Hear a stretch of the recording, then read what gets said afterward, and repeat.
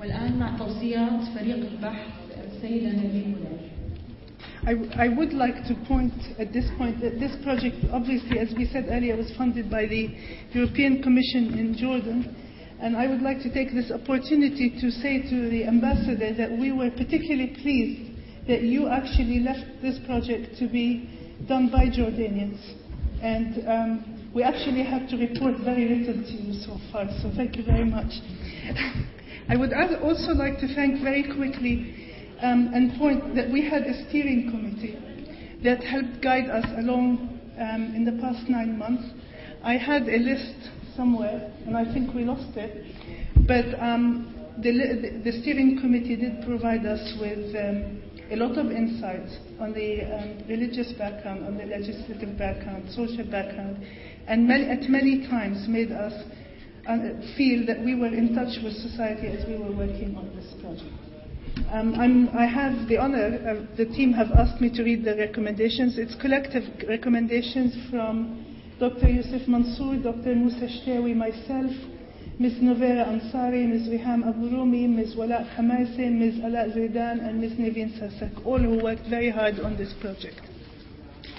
We grouped our recommendations into 4 different groupings, and they really fall under these 4 headings.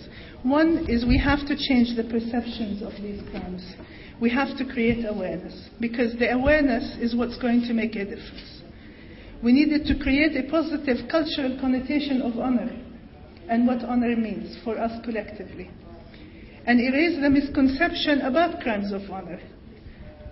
We also need to promote and create awareness of the women's rights as well as men's rights. And the team has asked me several times to refer to men's rights and the pressure that's on the man to go and kill a member of his family that he's loved all his life and end their lives because of societal pressure. We need to lift that pressure off them.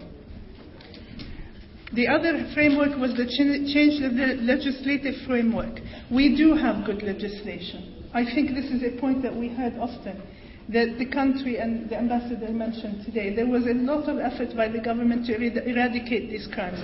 But the effort, we can never say we have enough. We always have to work on more legislative change so we can create the best environment for our women.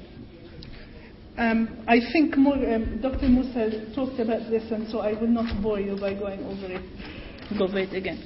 But I think what came across very strongly in our meetings and interviews with everybody who has worked with women and violence against women, and I want to thank at this point Mizan and Ms. Eva Abu Halawa for working with victims of violence against women, that families in the first instance would, if they are faced of a case of honor, as it's called, they look for solutions. What is absent is institutional solutions or a place they can go and protect their families or their daughters or resolve their problems without involving the whole society in the problem. And I think these recommendations come from that. In our meetings, obviously, also that we were hearing about how some of the police have sympathy for the perpetrator of this crime as members. So they need training on these